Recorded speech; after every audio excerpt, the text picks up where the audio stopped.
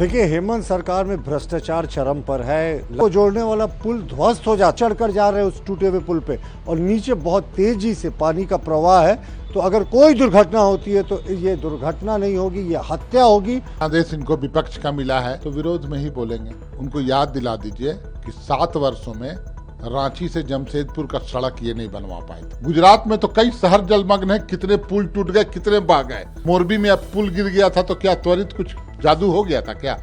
आज हम आपको विकास की उस ऊंचाई से जमीनी हकीकत की उस गहराई में ले चलेंगे जहां पहुंचने के लिए आपको सरकार के बनाए पुल की नहीं बल्कि जनता के बनाए जुगाड़ की सीढ़ी की जरूरत पड़ती है। तस्वीरें झारखंड के खूंटी सिमडेगा मुख्य मार्ग की है। ये बनई नदी है और इस पर बना ये पुल अब सिर्फ एक ढांचा है। 19 जून की सुबह हुई तेज बारिश ने सरकारी इंजीनियरिंग और दावों की नींव हिला दी। पुल का एक हिस्सा करीब 20 फीट नीचे धंस गया। लेकिन देखिए, जिंदगी कहां रुकती है। स्कूल तो जाना है, काम पर तो निकलना ही है। तो लोगों ने अपनी जान जोखिम में डालकर बांस की एक सीढ़ी लगा दी। ये सीढ़ी अब इस इलाके के लिए लाइफलाइन है। हमारे नौनिहाल, देश का भविष्य इसी लाइफलाइन पर लटक कर स्कूल जा रहे हैं। स्कूल की बसें बंद हैं, गाड़ियां स्कूल की घर तक आ नहीं सकती, तो और कोई उपाय है नहीं। अब आप सोच रहे होंगे कि इतनी गंभीर स्थिति है तो जरूर प्रशासन और हमारे माननीय नेता रात दिन एक करके इसे ठीक करने में जुटे होंगे। जी, जुटे तो हैं, लेकिन पुल ठीक करने में नहीं, एक दूसरे पर कीचड़ उछालने में। जैसे ही पुल टूटा, सूबे की सियासत में भूचाल आ गया। विपक्ष ने तुरंत मौके पर चौका मारा और सरकार को घेरते हुए इसे भ्रष्टाचार और नाकामी का स्मारक बता दिया। खुद सुनिए। देखिए, हेमंत सरकार में भ्रष्टाचार चरम पर है। लगातार इस बारिश के दौर में ये खबरें आ रही हैं, पुल ढह जा रहा है। अब तो हद हो गई साहब। ये नेशनल हाईवे पे बना हुआ, ये खूंटी सिमडेगा को जोड़ने वाला, महाराष्ट्र को जोड़ने वाला, उड़ीसा को जोड़ने वाला पुल ध्वस्त हो जाता है। और ये पुल बिल्कुल इसी सरकार के कार्यकाल में निर्माण हुआ है। और सरकार ने कोई वैकल्पिक व्यवस्था नहीं की, क्योंकि वो वही एक मुख्य मार्ग है जाने का, बच्चों के स्कूल जाने का, बगल के बाजार जाने का। यहाँ तो आजकल 21वीं शताब्दी के 25वें वर्ष में रातों रात लोहे का ब्रिज तैयार हो जाता है, जिससे कम से कम लोग जा सके नदी के ऊपर।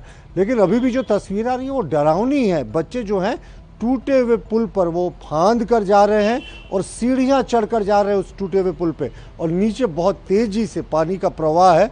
तो अगर कोई दुर्घटना होती है तो ये दुर्घटना नहीं होगी, ये हत्या होगी, और इस हत्या के लिए हेमंत सरकार जिम्मेवार होगी। गजब की टाइमिंग है। विपक्ष का धर्म निभाया गया, लेकिन सत्ता पक्ष भी कहां पीछे रहने वाला था।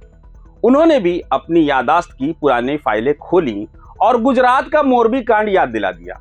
मानो कह रहे हों, अगर हमारा पुल टूटा है तो तुम्हारा भी तो टूटा था। सुनिए।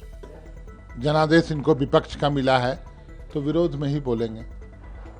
उनको याद दिला दीजिए कि 7 वर्षों में रांची से जमशेदपुर का सड़क ये नहीं बनवा पाए थे। इनको याद दिलवा दीजिए कि जब मांडर से पहले मुरगू एक जगह है, वहाँ एक छोटी सी पुलिया है, कलवट बोल सकते हैं आप उसको, बड़ा 9 साल लग गए थे नेशनल हाईवे को बनाने में, अभी जाके 4 महीना पहले वो बना है। तो इनकी कार्यशैली क्या है ना, कार्य संस्कृति क्या है और कितनी क्षमता है, हम लोगों ने देखा है।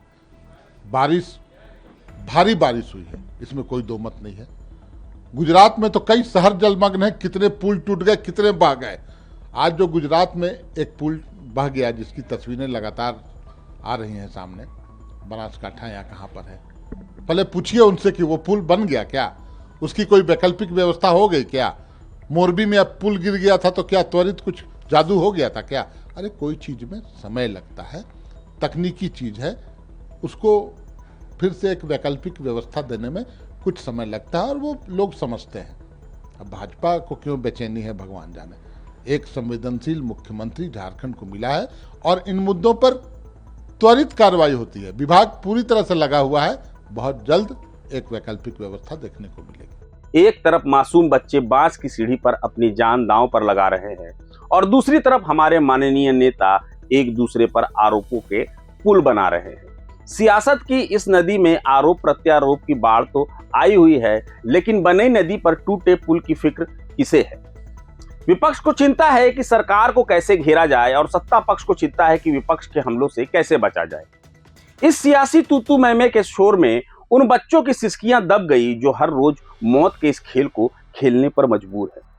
सरकारें बदल जाती हैं, चेहरे बदल जाते हैं, लेकिन नहीं बदलती तो ये तस्वीर, और नहीं बदलती तो विपक्ष और सत्ता पक्ष की ये आदत।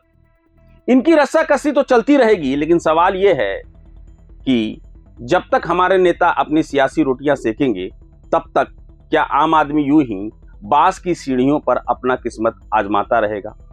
विकास के दावों और इस बांस की सीढ़ी के बीच का फासला आखिर कब भरेगा? सोचिएगा जरूर। मैं अभिषेक आनंद, मुझे दीजिए इजाजत, मगर जुड़े रहें प्रभात खबर के डिजिटल प्लेटफॉर्म के साथ। .com, विश्वास वही, रफ्तार नहीं।